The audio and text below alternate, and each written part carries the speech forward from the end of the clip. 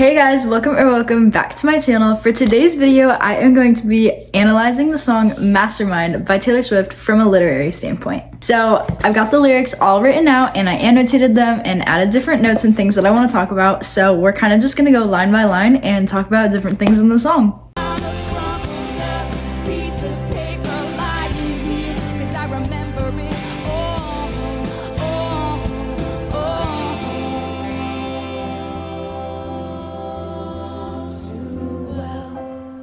Okay, so first, obviously, the title, Mastermind, tells us what the song is about. The whole plot of the song is very mastermind-ish while it's telling us about how she's a mastermind, if that makes sense. The first line of the song is Once Upon a Time. I really love this line because of the storytelling element. Fairy tales and lots of stories in general usually start with Once Upon a Time. We're not sure if this is a true story that she's telling us, or if this is something hypothetical. She's saying, hey, what if, like, once upon a time, this happened. So it gives a fair bit of ambiguity to the piece, and while it seems as though it's a very confessional piece, at the same time, it also gives us that little tiny snippet that tells us, hey, maybe this is a made-up story. The next line, the planets and the fates and all the stars aligned. I really like the imagery in this line because it gives that astrological connection, which I feel like is very prevalent in Midnights, notably in Lavender Haze. In the music video, there's a vinyl cover that has a little zodiac, like, constellation on it, you know? And a lot of people have hypothesized that Taylor's next album is going to be astrologically themed. It gives us kind of a little Easter egg there, but also just gives into that imagery of midnights and stars and constellations and all that. Next up, we have You and I ended up in the same room at the same time, and the touch of a hand lit the fuse of a chain reaction of counter moves to assess the equation of you, checkmate, I couldn't lose. So that's a lot, so we're gonna unpack it very slowly. First of all, ending up in the same room at the same time, that right away makes me think of the song Gorgeous. She's basically at this party and she sees this person and she thinks they're gorgeous. She hasn't really said anything to them about it, and she's just kind of like, oh wow, like, really like that person, pretty gorgeous. But she doesn't actually talk to them about it. Just the way I picture the whole situation in Gorgeous playing out is she's kind of walking and then, like, they brush hands and then she's like, ooh. And writers a lot of times will describe love or intense attraction as sparks between people. Taylor even has a song called Sparks Fly. So touch of the hand lit the fuse. That right there, that's like, you brush hands with someone and you have this spark of attraction for them, and all of a sudden you're in love with them and you know that they're the person that you're destined to be with. Also, with the lit the fuse part, that calls back to Midnights with the whole album cover with her holding the little lighter and everything, and the fire and just all that imagery. There's a lot of motifs that occur throughout the entirety of the album, which I think is really interesting, and it's honestly a really prevalent part of Taylor's work and part of why I enjoy her work so much. So next up, the line of a chain reaction of counter moves. This, I think, is so interesting because it's almost an oxymoron. The word chain reaction implies that it's out of her control, this is just what happened. But counter moves implies that she's calculating it. So a chain reaction, this has been put into play and it cannot be stopped, but at the same time, they're counter moves. So she's thinking of what next to do and how she can make this better, how she can do this, how she can fix everything. Really interesting, that choice of a combination of a chain reaction of counter moves, because the two seem very at odds with one another. Next line, to assess the equation of you. She sees this person, they're an equation and she's trying to find the solution. She's putting all these counter moves into place, almost like a game of chess, which, next line, checkmate, I couldn't lose. The whole thing is very similar to a game of chess because chess is a game of strategy. So it's almost like winning over this person is a gigantic game of chess, and she's trying to figure out what moves to do because chess is very mathematical, and she's trying to figure out exactly how to move her pieces, how to play everything right so that things can work out in her favor. And then checkmate, she's obviously very confident. She's so calculated that she knows that she is going to win. She has a plan. She knows that she cannot lose. Next line, we get into the chorus where she says, "What if I told you none of it was accidental?" She is very hesitant to share. It's interesting because in the last line, she said that she couldn't lose. She's in this position, she's very confident in herself, and she knows what she's doing. However, she's nervous here. She doesn't necessarily want to tell them that none of this was an accident. She doesn't want to tell them that everything is planned out because she's worried about what would happen if she does. The next line is, "In the first night that you saw me, nothing was gonna stop me." Again, I feel like that calls back to Gorgeous and that whole idea of not really knowing a person, but seeing them and kind of feeling that inner feeling that that is your person and that you're meant to be with them. That's kind of what's fueling her throughout this whole thing. Then she says, "I laid the groundwork, and then just like clockwork, the dominoes cascaded in a line." That, once again, is a lot. Laid the groundwork is implying that she had everything planned out beforehand. She knows what she wants to happen. She knows everything because she's Taylor, obviously. But then just like clockwork, that again is the motif of clocks and midnights and timing and everything. Midnights as an album, it feels very unplanned. It was very unexpected, the announcement of it, and a lot of the songs, because they're supposed to be from different sleepless nights throughout her life, they're not really organized. Like there's not really a big narrative that's like connecting everything. They're all kind of like just different little stories, if that makes sense. And so just like clockwork, she's saying that, hey, like everything in this album is planned. Midnights is planned. Everything is calculated and exactly how it should be. Then the dominoes cascaded in a line, that just gives imagery of dominoes falling. It makes me think of at least this like gigantic setup of dominoes, and then she pushes one over and then everything just goes exactly how she wants it, and like a little spiral. Everything falls how she wants it because it's all planned exactly perfectly. And then what if I told you I'm a mastermind? Still hesitant, she's wondering if she should tell them. And then, and now you're mine, it was all by design because I'm a mastermind. She chose exactly how she wanted things to happen, but also something that I found interesting about that line is when she says it was all by design. Design makes you think of building buildings and like architecture. And one thing that Taylor is super famous for is her bridges of her songs. Bridges, obviously, are a form of architecture because you have to build bridges. I interpret that line kind of as a double meaning, saying that she had this design of everything that she wanted to plan out and it planned out, but also calling back to her songs and her writing. And because she writes so much about her personal life, saying that her constructing all of these things is what propelled her to succeed in this relationship. This song, you can interpret it from a relationship standpoint, but you can also interpret it from a standpoint of her to her fans, telling her fans this. So that part specifically, I think is really interesting because it kind of references her songwriting, and her songwriting is the whole reason that she has fans in the first place. So essentially, she's calling back to the fact that writing the bridges of her songs and just the broader writing and creating her songs in general is what allowed her to succeed as far as she can and to be in the position that she is now. Now we come to the next verse where she says that all the wisest women had to do it this way. This is really interesting because obviously, historically, women have been overlooked. A lot of successful women in history were not attributed their success until much later, oftentimes after they passed away. If we take a look at Athena, the goddess of wisdom and war strategy, Taylor is saying that she is wise, obviously. She's implying that women are wise, and inherently the reason that they are overlooked is because they're wise and because they know that it's a strategy in the long run. They're trying to get to the end of the game of chess. Life is a game, essentially, is what she's saying. She's trying to win. Because we were born to be a pawn in every lover's game. I think this is really interesting because in the game of chess, a pawn is the weakest piece. Pawns are usually taken advantage of because you can move them around, you can take other pieces with them, but ultimately most of your pawns are going to get captured and you're going to have to sacrifice them. It's interesting that she chooses to use the word pawn right after she mentioned wisest women. Oftentimes, in times of war, you think of planning things out as being a chessboard and moving these people here, and okay, well, what if we send these troops here? And so with Athena being the goddess of both wisdom and war strategy, I think that's a really interesting connection to have it right there, like line by line, that kind of encompasses both of her categories of expertise. Obviously, the pawn line is implying that women are oftentimes used as pieces in bigger games, which is true historically. Unfortunately, women are often used as bargaining chips amongst rulers and all that kind of stuff. It is interesting that the queen is the most powerful piece in chess. So women, obviously, queen would refer to a woman.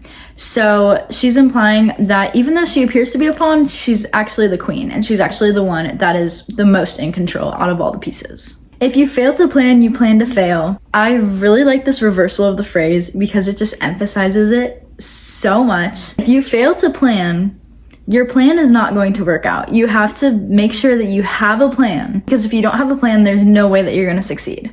Strategy sets the scene for the tale. I really like the alliteration in that line. Strategy sets the scene, and then all of a sudden it changes to tale. It really gives emphasis on the fact that this tale is not her whole entire life. This is one specific thing, and it implies that she has used her strategy multiple times to get multiple different things to go the way that she wants. Then I'm the wind in our free-flowing sails and the liquor in our cocktails. I really like the line, I'm the wind in our free-flowing sails, because it's such a deep metaphor. Free-flowing sails implies that the sails are moving freely and they're not being directed in a certain way. However, she's saying that she is the wind in those free-flowing sails. So she is the one propelling them. So even though it doesn't look like it, the wind is the one that's in control. The wind determines where the boat goes because no one's steering. The boat's just going where the wind blows it. So if Taylor's the wind, she's pushing the boat exactly where she wants it, but nobody realizes. And the liquor in our cocktails is essentially just insinuating that she's the reason that they're having fun, they're having a good time. When someone is intoxicated, the reason that they're more relaxed and easygoing is because of the alcohol in their system. So in her comparing herself to the liquor in the cocktails, she's saying that she is the reason that everything is going well and everything seems to be nice and relaxed and chill. It's actually because she's calculating everything. Obviously, alcohol makes you let your guard down. You're not as aware of what's going on around you. So she's gotten them to let their guard down, and it makes it easier for her to do what she wants. So then it repeats the chorus, which is basically the same thing. There's a little change in the lines, but there's not really any huge significance in that. Coming over to the bridge, Taylor's bridges are arguably the most important part of her songs. This is also some of the most vulnerable writing that we have ever seen from Taylor. She says, "No one wanted to play with me as a little kid," which she has actually mentioned this many times before in interviews and kind of referenced it in different songs, specifically The Best Day. When she was growing up, she didn't have many friends. People thought that it was weird that she loved country music so much, and they didn't think that she was really ever going to be successful. She didn't really have very many friends growing up, and she spent a lot of time with her mom, but not so much with other kids her age. This also references You're on Your Own Kid, a song earlier on the album, in case you didn't know, track 5. But basically the whole premise of the song is that at the end of the day, you are on your own and you don't have anyone really that you can rely on.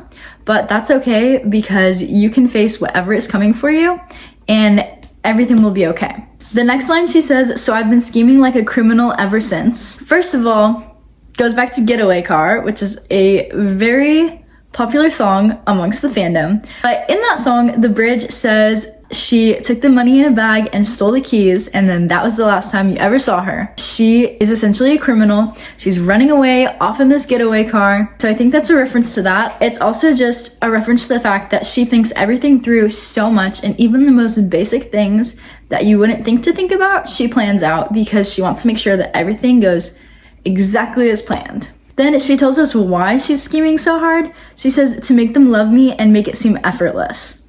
This, I think, is one of the most vulnerable lines that Taylor has ever written in the entirety of her career. Obviously, there's no guarantee that this is autobiographical. It's completely possible that she made this up.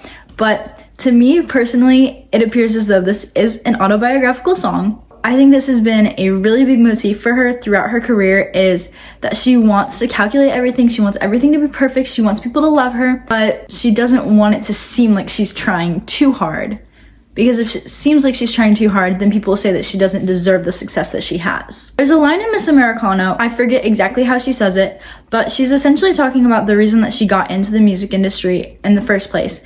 And she says something along the lines of that everyone in this industry is intrinsically insecure. They got into this industry because they wanted people to love them and they wanted people to appreciate them. That's the reason that she does it, is because she wants recognition and she wants people to appreciate her and to love her. I think that's a callback to that, and it's very transparent and just very truthful. And it's basically just saying like, hey, like I'm trying so hard, but I don't want you guys to know how hard I'm trying. The next line, this is the first time I felt the need to confess. She finally feels safe and secure that she isn't afraid anymore. This is one of the points in the song where I think the meaning of the song as a whole kind of switches. It can be easily interpreted as a romantic song, but I also think it can be interpreted very, very strongly as a letter to her fans. This song was written after a few of the re-recordings had already been released, and she had started to realize that people appreciated her, whatever she did, and that we were willing to listen to her music.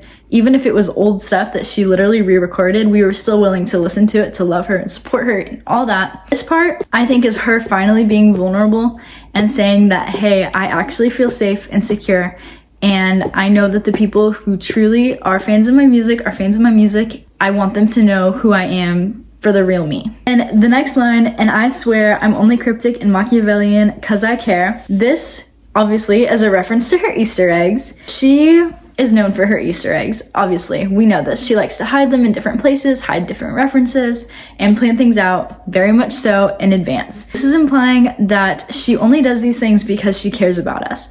But at the same time, she's Machiavellian, which if you don't know who he is, he was basically an Italian man. He lived during the 1500s, and he was known for being very calculated, very greedy, very power hungry, and he didn't really abide by morals or ethics very much. So if you call someone Machiavellian, you're implying that they don't have much regard for other people, and instead they kind of rely on themselves, and their goals are money and power and basically just success. She's saying that, hey, I may have acted this way, but it's because I care about you guys and because I don't want to lose you guys. I think a lot of this also stems from the fact that she doesn't want to seem as though she's letting people down. So she's always trying to plan the next big thing so that she can impress people and people will be happy with her. Then we have our outro, which is kind of the chorus, but it changes up a little bit. And she says, so I told you none of it was accidental. She's finally confessing, and the first time that you saw me, nothing was gonna stop me. I laid the groundwork and then saw a wide smirk on your face. You knew the entire time. So she planned this all out, and this implies that she planned out the way she was going to tell people. She even had this calculated, and she was ready to say, okay, this is what I did, this is why I did it, I'm sorry, don't hate me, but I saw a wide smirk on your face. So the person, whether that's a love interest, whether that's her fans, they already know that she's been doing this and they can see right through her. This calls back to her song, The Archer, with one of the very, very repeating lines is, they see right through me. This implies they know that she has planned everything out, but they don't like her any less for it, and they love her even more in spite of it, or perhaps because of it. Essentially, she's terrified that people won't love her if they know how hard she's trying, but in the end, she realizes that they don't care. And you knew that I'm the mastermind, and now you're mine. Yeah, all you did was smile, 'cause I'm the mastermind. She reveals that she's the mastermind, and the person is like, already knew that you're the mastermind, duh. But she's so afraid of being judged. But when she's finally real, she finds people or a person that truly does care about her. This reminds me of Delicate, the whole idea of finding something that is real in a time when your reputation essentially precedes you. She gets what she wants in the end, and it's reinforcing her strategy of being a mastermind and the whole idea that it's good to be calculated and it's good to plan things out beforehand. However, it also implies that she doesn't have to do those things necessarily, and that things will work out in the end because people know that she's planning things out anyway, and people will still love her and appreciate her regardless. Essentially, her calculating everything doesn't bother people because they love her for who she is, regardless of how she presents herself. So in the end, I think that this song is very revealing as to Taylor's inner thoughts and feelings, which of course it could be made up. We don't know that. This should go without saying, but none of the opinions I express in this video are for sure true. These are just my theories and my thoughts and everything. This song is very revealing in my opinion. I do love that it's track 13 because, as we know, we have her whole obsession with the number 13, and having a song that's talking about how calculated she is and how she plans everything out, and having that song be track 13 just feels so perfect and so right to me. So I hope you guys enjoyed this video. Hopefully it wasn't too out there for you, but if you did, please make sure to leave a like and comment down below what song you think I should analyze next, and subscribe if you aren't already because I upload videos like this every single week. And yeah, I'll see you guys next time. Oh, also, love you guys so much. Now I'll see you guys next time. Bye!